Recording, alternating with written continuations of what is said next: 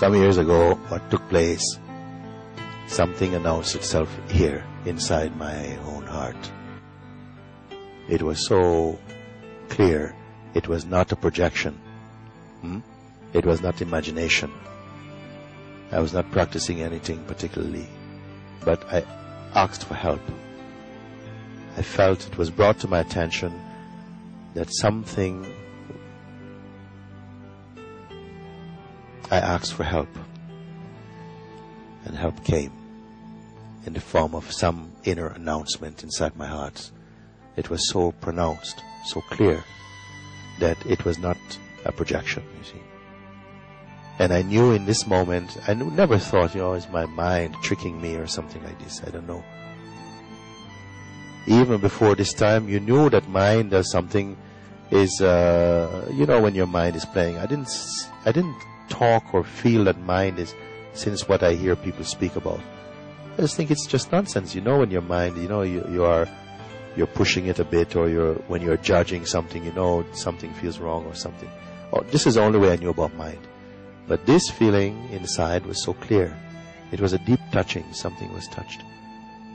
And it didn't start like a huge tornado or something. It was a soft stirring. It's like the dimmer switch of sensitivity was turned up. And there's a heightened sense of perception, of awareness that sunlight is beautiful. Things start like this. It was like a childish wonder about this life, and began to look at my body wow, whose hand is this, and things like it's coming innocently like this, but it grew in intensity and peace and joy, and it was so clear for me.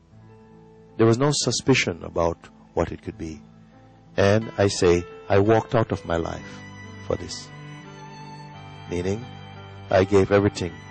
Somewhere in my heart I give everything, whatever it is considered to be mine, which is very little actually, but I turn it over to you who have come to visit, because I felt it was a visitation from something very holy come inside.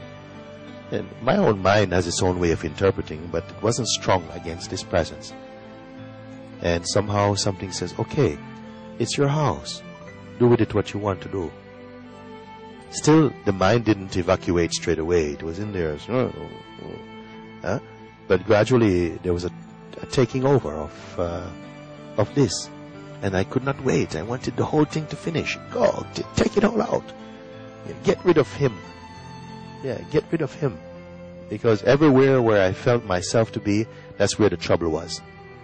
That's where the nuisance was. That's where the pretense was. And I knew this power was here. And it wasn't a conjuring trick. It wasn't like a little magician's trick. It was something beautiful. It felt the most natural in one way, and yet extraordinary in another sense. So years later, I come to hear people say, well, I don't know if it is my mind. I says, what kind of mind have you got? When you're in love, you don't say, oh, I wonder if it's my mind playing tricks on me. You know it is love. When something moves like this in you, that you're touched in a way that no human being, can create this space, this joy. And some people, when they fall in love, they feel that, they say.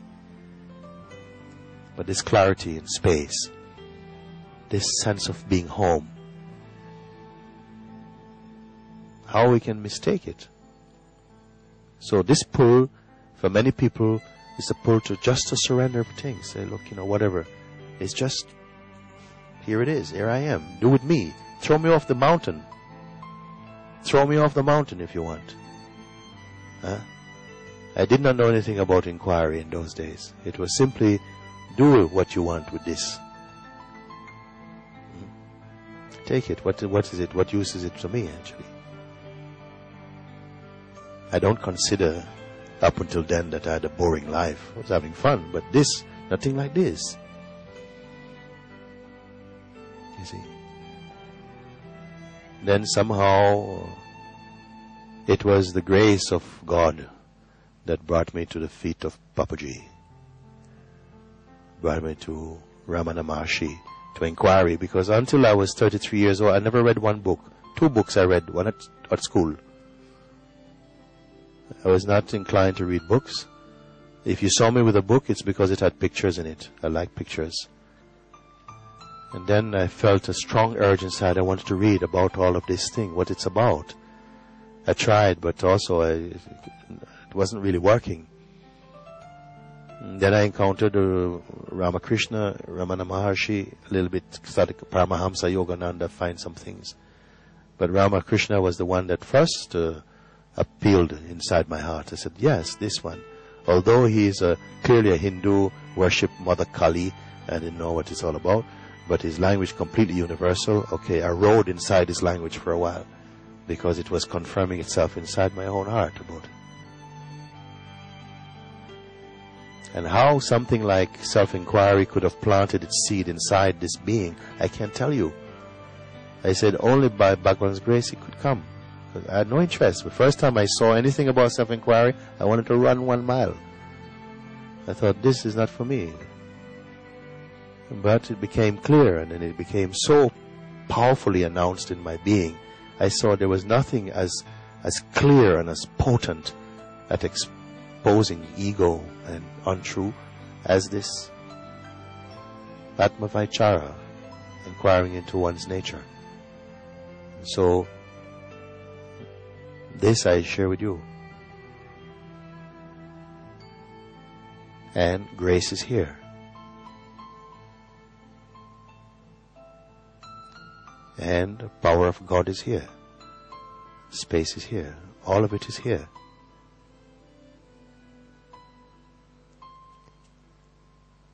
So, this is all I can say. Sometimes you meet occasionally people here, even in the street sometimes. They come with a sense of urgency, and there's no effort to communicate. If it's words are needed, words flow with such beauty and potency, and the mind is washed away. Pure seeing remains.